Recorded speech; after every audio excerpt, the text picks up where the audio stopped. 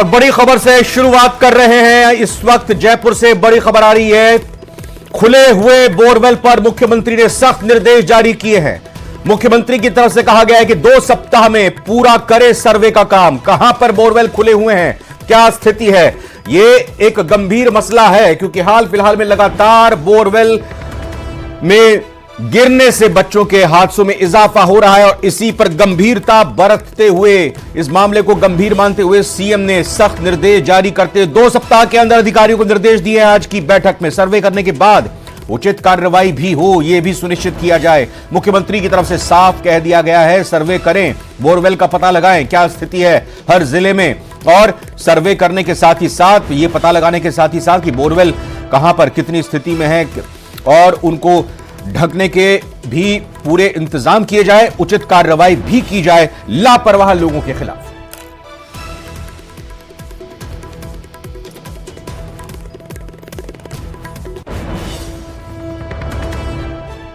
और यह वक्त हुआ है 5 का प्रहार का। मैं रविंद्र सिंह आपके साथ, और आज का मुद्दा है बोरवेल में 74 घंटे अब बाहर आएगी चेतना।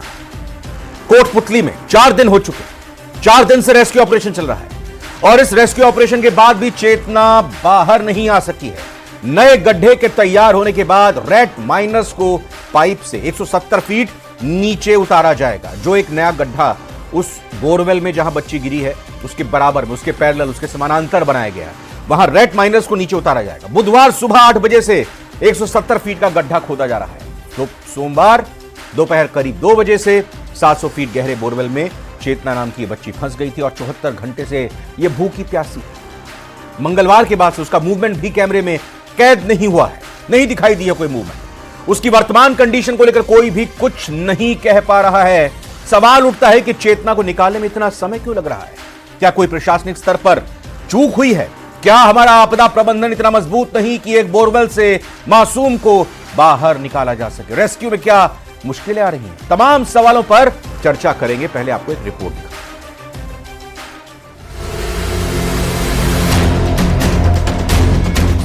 कोटपुतली में 4 दिनों से बोरवेल में फंसी है 3 साल की चेतना। खुदाई पूरी, अब रेट माइनर्स नीचे उतरेंगे।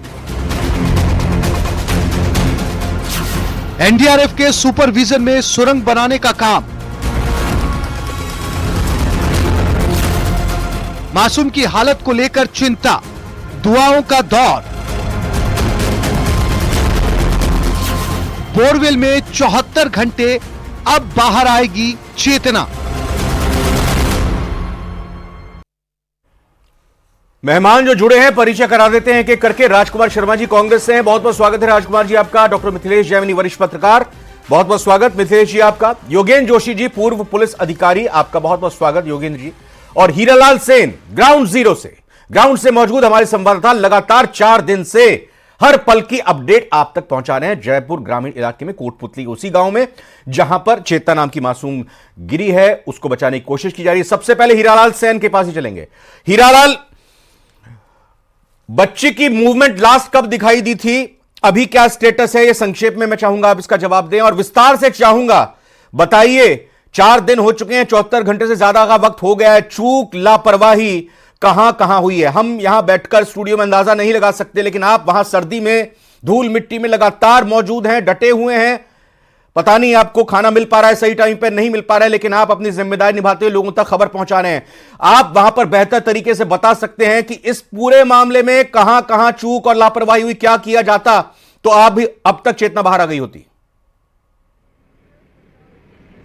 सबसे पहले जो बालिका का मूवमेंट है उसके बारे में आपको बताना चाहूँगा कि बालिका का मूवमेंट कल 1 दिन पहले से बंद हो चुका है, क्योंकि जो बोरवेल में जो बच्ची 173 फीट की गहराई में अटकी हुई है उसके ऊपर जो गीली मिट्टी इकट्ठी होने की वजह से कैमरा उस तक नहीं पहुँच पा रहा है। इस वजह से बच्ची की जो मूवमेंट है वो मॉनिटरिंग नहीं की जा रही है। लगातार जो 73 घंटों से जो रेस्क्यू ऑपरेशन है बच्ची को बाहर निकालने के लिए एनडीआरएफ और एसडीआरएफ की टीम है और अब रेट माइनर्स की टीम को भी यहाँ बुलाया गया है। लगातार उनकी तरफ समानांतर जो गड्ढा खोदा जा रहा था उस बोरवेल के बराबर में, वो गड्ढा खोदने का काम क्या पूरा हो चुका है? पाइलिंग मशीन आपके पीछे है, तस्वीरें उसकी भी दिखाइएगा, बताइएगा क्या गड्ढा पूरा खोदा जा चुका है? रेट माइनर्स जिनका काम होगा इस नए खोदे गए गड्ढे से जिस बोरवेल में बच्ची गिरी है उसमें एक सुरंग बनानी, 20 फीट के करीब वो सुरंग है, उसको बनाने के लिए अभी फिलहाल बताइए क्या यह गड्ढा पूरा हो गया है?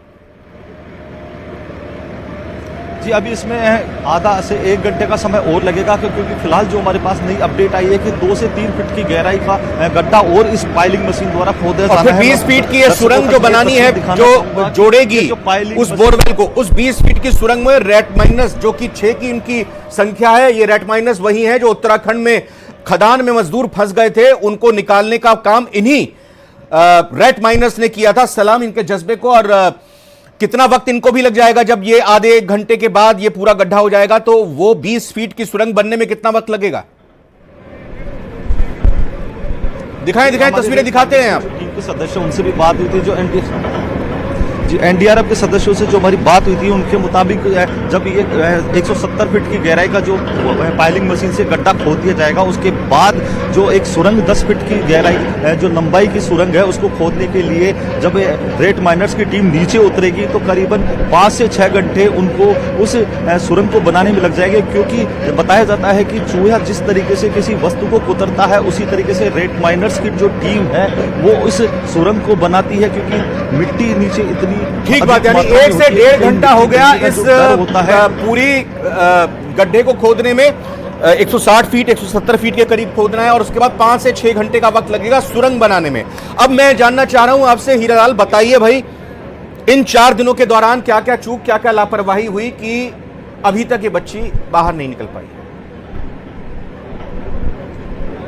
मैं बताना चाहूंगा कि सबसे बड़ा सवाल ये उठता है कि 4 दिन का समय हो गया, बात है हम चांद पे पहुंचने की करते हैं, लेकिन 170 फीट की गहराई में फंसी उस बालिका तक हम नहीं पहुंच पा रहे। सबसे बड़ा सवाल यही है कि आखिर चूक कहाँ हुई, जिम्मेदारी किसकी है? सबसे बड़ी बात यह है कि जब बच्ची बोरवेल में गिरी, जब प्रशासन यहाँ मौके पे पहुंचा, एसडीआरएफ की टीम भी यहाँ पहुंच गई, एनडीआरएफ की टीम भी यहाँ पहुंची और उन्होंने रेस्क्यू शुरू किया, लेकिन जो रेस्क्यू शुरू किया गया वो जुगाड़ू टेक्निक से किया गया।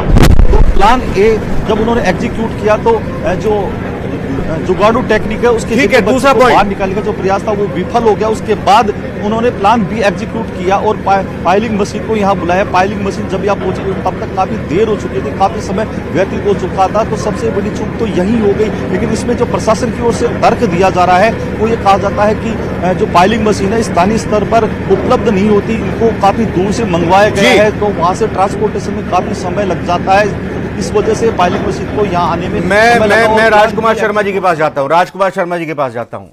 राजकुमार शर्मा जी, हमारे सहयोगी हीरालाल सेन ने बताया, हम सब जानते हैं हम चांद पर पहुंच चुके हैं। कांग्रेस की सरकार थी, राकेश शर्मा जी ने पहला कदम रखा था, 1969 का वक्त था। अब चांद पर हम कई दशकों पहले पहुंच गए, लेकिन हम 170 फीट नीचे खदान में नहीं पहुंच पा रहे। हम ये कहें कि हम बच्ची को निकाल नहीं पा रहे हैं।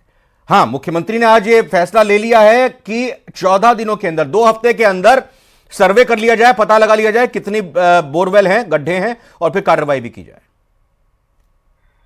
रविंद्र जी, घटना बहुत दुर्भाग्यपूर्ण है। मैं पॉलिटिक्स करने की बजाय चेतना के जल्दी से जल्दी बाहर निकलने की ईश्वर से प्रार्थना करता हूँ। हमारी जितनी भी टीमें वहां लगी हुई है, चाहे वो जुगाड़ हो, चाहे एनडीआरएफ हो, एसडीआरएफ हो, पुलिस के हमारे जवान हो, सेना के जवान हो, सब लोगों को भगवान हौसला दे और वो बच्ची को अतिशीघ्र सकुशल बाहर निकाले। जहां तक आप कह रहे हैं चांद पे हमारा हिंदुस्तान, हमारी दुनिया पहुंच चुकी है, बड़े दुख के साथ कहना पड़ रहा है कि 56 इंच के सीने वाली डबल इंजन की सरकार शुरू के जो 10-12 घंटे थे रविंद्र जी, उसमें गलती होगी इनसे, ये जुगाड़ के भरोसे बैठे रहे, क्योंकि जैसा खबर आ रही है शायद कलेक्टर महोदया छुट्टी पर थी, वहां पर कोई डिसीजन लेने वाला व्यक्ति नहीं था, जिस कारण से चूक हो गई और वो लगातार शुरू के जो 10-12 इंपोर्टेंट जो घंटे थे उसमें वो प्रॉपर काम नहीं कर पाए। लेकिन अभी हम पॉलिटिक्स से ऊपर उठ के बयान दे रहे हैं कि मेहरबानी करके जितनी भी एजेंसियां लगी हुई है वो मेहनत करे, ईश्वर से प्रार्थना भी साथ में करते रहे और चेतना को अतिशीघ्र स्वस्थ बाहर निकाले तो ज्यादा बेहतर होगा। मिथिलेश जैमिनी, आपसे भी यही समझना चाहेंगे, किस किस पड़ाव पर चूक होती हुई नजर आ रही है? भाई सबसे बड़े जिम्मेदार तो हम लोग ही हैं जो बोरवेल करते हैं और फिर उसको यूं ही खुला छोड़ देते हैं, और उसका तो परिणाम भुगता ही दौसा में उसका परिणाम तो भुगता ही उन मां बाप ने जिन्होंने अपने खेत में बोरवेल किया था, अपना बच्चा गंवा दिया 5 साल का, आर्यन 7 साल का। देखिए रविंद्र जी, इसमें सबसे इंपॉर्टेंट है कि 2010 में सुप्रीम कोर्ट के जो जस्टिस थे, जस्टिस बालाकृष्ण, उन्होंने एक बहुत अहम फैसला दिया था कि कोई भी अगर बोरवेल होता है और उसमें पानी नहीं निकलता तो उसको सील पैक कराया जाए, उसको चारों तरफ कांटाबंदी की जाए, तारबंदी की जाए। सबसे बड़े कोई दोषी हैं 2010 से 2013 तक अशोक गहलोत रहे, 2013 से 18 वसुंधरा जी, 18 से 23 फिर अशोक गहलोत रहे। आज तक राजस्थान में 11,000 सरपंच हैं और इतने सारे ग्राम सेवक हैं। ये क्या करते हैं सेक्रेटरी और सरपंच? केवल कमीशन खाने के लिए हैं ये?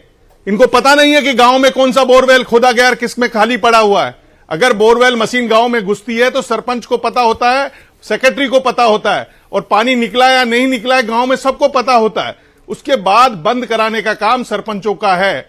तो इसमें इन सरपंचों को और जितने भी सेक्रेटरीज हैं उनको सस्पेंड किया जाना चाहिए। और एक दुर्भाग्य है कि राजस्थान में पूर्णकालिक आपदा राहत मंत्री नहीं है, क्योंकि किरोड़ी लाल मीणा जी अपने ट्विटर हैंडल पर लिख चुके हैं, रघुकुल रीत सदा चल आई, प्राण जाए पर वचन न जाई। वो अपने इस्तीफा दे चुके हैं। बाढ़ के टाइम जरूर वो पानी में दिखे थे चलते हुए, आर्यन के टाइम भी वो पहुंचे थे। और चेतना जो कोटपुतली की बेटी है वो अपनी जिंदगी और मौत प्रशासनिक चूक भी यहां पर है सर, कह रहे हैं भाई। जैसा अभी राजकुमार जी ने बताया कि कल कलेक्टर महोदया जो है छुट्टी पर थी। एक सेकंड सर, एक सेकंड। देखिए, आपके दौसा में पिछले 15-20 दिन पहले एक हादसा हुआ। आप वहां से पाइलिंग मशीन ना बुलाकर आप फरीदाबाद हरियाणा का रुख करते हैं। आप पहले जुगाड़ टेक्निक का सहारा लेते हैं। एनडीआरएफ एसडीआरएफ को पता नहीं किस वक्त इत्तला की गई। एसडीआरएफ तो पहले आ गई थी, एनडीआरएफ को आने में वक्त लगा। आप प्लान ए, फिर प्लान बी, फिर वापस प्लान ए, आप इन्हीं सब में उलझे हुए हो। इसमें चूक किसकी है? ये ऑपरेशन अगर होता है, इस तरह की घटना होती है तो कौन जिम्मेदार? इसका सबसे बड़ा अधिकारी कौन जिम्मेदार जिसके निर्देशन में ये सब कुछ होता है? हम एनडीआरएफ एसडीआरएफ के उन जवान बेचारे जो लगातार बिना खाए पिए लगे हुए हैं, उनको तो दोष नहीं ठहरा सकते। उनको तो जो कहा जाएगा, जो निर्देश मिलेंगे वो तो वही करेंगे। देखिए रविंद्र जी, राजस्थान में डिजास्टर मैनेजमेंट सिस्टम बहुत पुअर है। हमने देखा अभी जिस तरीके का गैस रिसाव कांड हुआ, और निजी अस्पतालों में एक बर्न यूनिट नहीं है। हमारे यहां आग लगने पर ही कुआं खोदने की रस्म रही है, सरकार किसी की भी रही हो। अब भजनलाल जी को कहा जा रहा है 1 साल में वो मुख्यमंत्री बने हुए हैं, आप सर्वे कराइए, अशोक गहलोत जी कर रहे हैं। अरे भाई अशोक गहलोत जी, आप तो 3 साल रह लिए, 3 बार रह लिए मुख्यमंत्री। आपको तो पता है फायर फाइटिंग सिस्टम का राजस्थान में कैसे मिलता है एनओसी, कैसे नगर निगम एनओसी देती है, कितना करप्शन है। तो हमारे यहां डिजास्टर मैनेजमेंट के नाम पे राजस्थान में कुछ नहीं है। ये एक कड़वी सच्चाई है। राजकुमार शर्मा जी जरा एक बार बता दीजिए, मैं फिर उसके बाद जाऊंगा योगेंद्र जोशी जी के पास। भाई आपकी जब सरकारें रही तो आपने बोरवेल के इन हादसों को रोकने के लिए, ये तो या बोरवेल खोदने के बाद उनको चेतना जाती ना आर्यन जाता, क्या कदम उठा दिए थे आपकी सरकार ने? रविंद्र जी, घटना बहुत दुर्भाग्यपूर्ण है। मैं इसमें राजनीति नहीं करना चाहता। 2010 की सुप्रीम कोर्ट की गाइडलाइन के बावजूद भी अगर कोई कलेक्टर, एसपी, पटवारी, तहसीलदार अगर खुले बोरवेल छोड़ रहा है तो सरकार किसी की भी हो, कठोर से कठोर कार्रवाई करनी चाहिए थी। और अभी कुछ दिन पहले हमारा एक बेटा आर्यन भी गया है। मैं भारतीय जनता पार्टी की सरकार से पूछना चाहता हूं कि आर्यन की घटना होने के बाद किस एक व्यक्ति पे कार्रवाई हो, नाम तो बताइए। अरे मुझे आप ये बताइए, 2008 से 2013 में आपकी सरकार थी, 18 से 23 में आपकी सरकार थी, क्या ये हादसे नहीं हुए थे उस दौरान? और आपने कितने कर लिया था कार्रवाई? मैं कह रहा हूं दुर्भाग्यपूर्ण है। मैं कह रहा हूं दुर्भाग्यपूर्ण सरकार, चाहे कांग्रेस की हो चाहे बीजेपी की हो, राजस्थान का, हिंदुस्तान का दुर्भाग्यपूर्ण कहने भर से थोड़ी कुछ होता है ना। अब आप अगर ऐसा कहेंगे, बीजेपी वालों से हमने संपर्क किया कि भाई आइए जवाब दीजिए, इसमें हम चर्चा करेंगे, कोई आया ही नहीं। बीजेपी तो क्यों आएगी? बीजेपी तो उत्सव मनाने में लगी हुई है, पहले 1 साल का, फिर राइजिंग राजस्थान। अरे तो मैं वही तो पूछ रहा हूं आपसे, 8 से 13, 18 से 23, अरे कोई घटना नहीं हुई थी क्या? 10 से 13 आप थे, 18 से 23 आप थे, इस तरीके से आपकी बहन थी, अशोक गहलोत जी की बहन। अरे जवाब दीजिए ना राजकुमार जी, भाई आपने क्या सिस्टम बनाया 18 से 23 में इन बोरवेल को लेकर? आपने क्या सिस्टम बनाया था? मैं कह रहा हूं हमारे कार्यकाल के अंदर जितने भी बोरवेल खुले थे, हमने जहां भी ऐसी घटना पाई गई वहां कलेक्टर, एसपी को तुरंत तत्काल प्रभाव से उसको वहां बुला करके डांट फटकार लगाई गई। और उसको जांच कमेटी बिठा करके डांट फटकार लगाई। आपने बोरवेल बंद कराए कि आपने सुप्रीम कोर्ट की गाइडलाइन के हिसाब से उनकी तारबंदी कराई? योगेंद्र जोशी जी, भाई आप भी एक पूर्व पुलिस अधिकारी और कई तरह के रेस्क्यू ऑपरेशन में आप भी शामिल रहे हैं, डांट तो आपने भी खाई होगी, बुलाया होगा आपको भी जब कुछ ऑपरेशन दुर्भाग्य से फेल हो गया होगा। देखिए रविंद्र जी, ऐसा मौका तो जीवन में कभी आया नहीं है, क्योंकि हम तो पहले पहुंचने वाले अधिकारियों में से थे। और ये ऐसी चीजें क्यों होती है? क्या होता है कि राजनीतिक जो सरकारें होती हैं, ये एक चली जाती है तो दूसरा उसकी गाल बजाते हैं, और दूसरी चली जाती है तो पहले वाला गाल बजाता है। ये अपनी जिम्मेदारियों से मुंह मोड़ते हैं।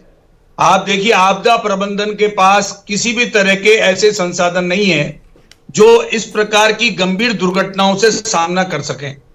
चाहे केंद्र सरकार हो, चाहे राज्य सरकार हो, इसके ऊपर कोई भी मेहनत करता नहीं है, न कोई इस पर निर्णय लेता है कि हमारे पास अगर इस तरह की फाइलिंग मशीन नहीं है या और भी इक्विपमेंट्स नहीं है तो ये लाते क्यों नहीं है भाई, इनको खरीद क्यों नहीं करते हैं। और आप देखिए, साधारण किराए पर लाएंगे तो उससे ज्यादा, किराए पर लाएंगे ना तो उससे ज्यादा बेनिफिट रहेगा, समझ रहे हैं ना आप?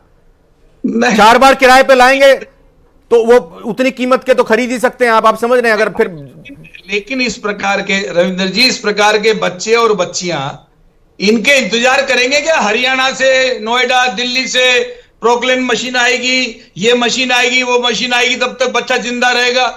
मैं ये कह रहा हूं कि ये लापरवाही है बहुत गंभीर, और इन लापरवाहियों में अब तक किसी ने किसी को सजा नहीं दी। पहली बात आपने बताई कि एक तो ये संसाधनों की कमी है, ठीक है, ये और चेतना के इशू में और क्या क्या कमी नजर आ रही है जिस पर हमें नजर रखनी चाहिए? और साथ ही साथ सर्वे करा जाएगा अगले 14 दिनों के अंदर, 2 हफ्तों के अंदर, सर्वे में क्या किया जाएगा? ये तो बहुत अच्छी बात है कि सर होल्ड पर आ गए आप, जोशी जी आप होल्ड पर आ गए, अनहोल्ड कीजिएगा सर। और संबंधित जो व्यक्ति है, चाहे सरपंच हो, चाहे रेवेन्यू का कोई भी पटवारी हो, या वहां के कोई भी संस्था ऐसी हो, ये देखिए आप मशीनें लाते हैं, मशीनों का रजिस्ट्रेशन होता है, भूजल विभाग के पास इन मशीनों का ब्यौरा होता है।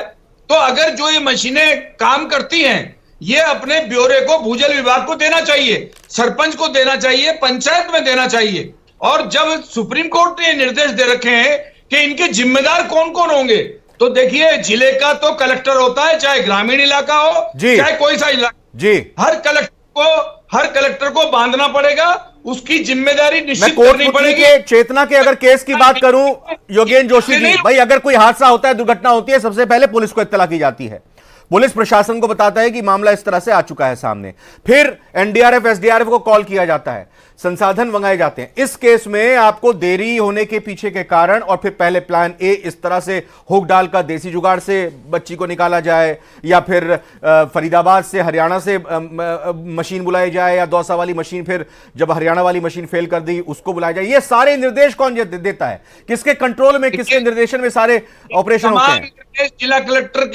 कलेक्टर इसका जिम्मेदार होता है। ऐसा नहीं है कि इसके अलग अलग जिम्मेदार होते हों। जिला कलेक्टर है, उसके अंदर एसडीएम आएगा, उसके अंदर बीडीओ आते हैं, उसके अंदर पंचायत। मैं हीरालाल सेन के पास चलता हूं। हीरालाल, ये बताइए कि जहां तक मेरी जानकारी है, ये सोमवार को हादसा हुआ, ये तो हम सब जान रहे हैं, लेकिन जिला कलेक्टर पहली बार यहां पर कब आई और किस तरह से निर्देश उनकी तरफ से दिए गए, या फिर फोन पर ही सब कुछ चल रहा था?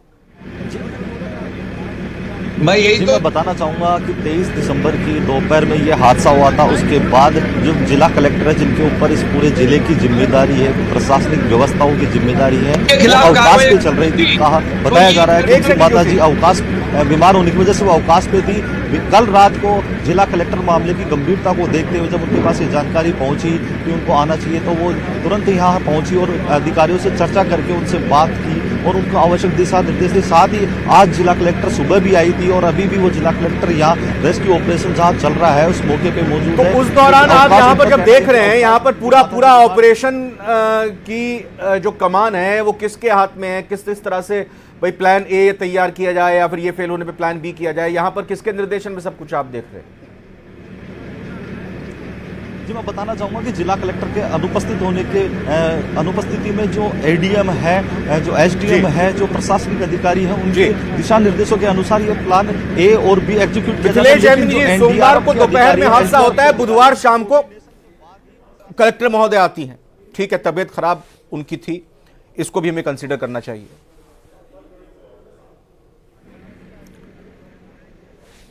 हाँ मिथिलेश जी, आपसे सवाल है सर। मिथिलेश जी, आवाज आ रही है आपको? जी हाँ, मैं यही जानना चाह रहा हूं। सोमवार दोपहर को हादसा होता है, बुधवार शाम को पहुंचती हैं कलेक्टर महोदय। हमें यह भी ध्यान में रखना होगा, उनकी तबीयत खराब बताई जा रही है। देखिए, इसमें इंपॉर्टेंट चीज ये है कि हमारे जो बेसिक सिस्टम है उसको इंप्रूवमेंट करने की दरकार है। तमाम हादसों से पहले हमने तमाम बार देखा है कितने ही हादसे हो गए और लगातार हो रहे हैं, चाहे कांग्रेस की सरकार रही हो और बीजेपी की रही हो। जो मूल इस व्यवस्था को सुधारने का जिम्मा सरपंच और ग्राम सचिव का होना चाहिए, क्योंकि सरपंच को पता रहता है, सेक्रेटरी को पता रहता है कि ये बोरवेल खुद के गया है, पानी यहां नहीं निकला है। आज तक आप देखिए, कांग्रेस की सरकार में सोशल ऑडिट के लिए रमेश मीणा ग्रामीण पंचायत राज मंत्री थे, उन्होंने ऑर्डर निकाल दिया कि सरपंचों का सोशल ऑडिट होगा और सरपंचों ने जयपुर में पड़ाव दे दिया। स्कॉर्पियो और फॉर्च्यूनर माई नहीं जयपुर में। तो क्या केवल उनका काम यही है कि गांव वालों को लूटे? मैं गांव का आदमी हूं, मुझे पता है क्या होता है गांव में। सरपंच को गांव में पत्ता भी हिलता है तो पता रहता है, तो उसको पता नहीं है कि बोरवेल है कि नहीं है। तो सबसे पहले सरपंच को और सेक्रेटरी को सस्पेंड किया जाए जहां जहां घटना हुई है, चाहे आर्यन का मामला हो, चाहे चेतना का मामला हो। राजकुमार शर्मा जी, जरा बता दीजिए, आपके इस वक्त की सरकार ने ये जो मशीनें हैं, पाइलिंग मशीन, वक्त भी खूब हुए, बांदीपुर में हुआ, लालसोट में हुआ, राजकुमार जी बताइए जरा, कितनी मशीनें, कितने साजो सामान खरीदे थे, कितने इक्विपमेंट खरीदे थे आपकी सरकार में? कोई सामान नहीं है राजस्थान में। एक अनुमान यूनिट में गया तो 50 लाख रुपए दे के आया, बाकी नेता फोटो खिंचाने के लिए गए। राजकुमार जी बताइए, ये हालत है नेताओं की। अरे कुछ तो बताइए राजकुमार जी। नहीं बताएंगे। योगेंद्र जोशी जी आखिर में सर, बस अब बता दीजिए सर। रविंदर जी, कोई सामान नहीं है, ये कैमरे भी इनके पास नहीं है अंदर जो चले जाएं, और ऑक्सीजन ये डालते हैं तो इनको ये तक पता नहीं कि कितनी ऑक्सीजन अंदर डालनी चाहिए। मतलब हालत ये है कि एनडीआरएफ एसडीआरएफ के पास सिर्फ वर्दी पहन के खड़े होने के अलावा कोई सामान नहीं है।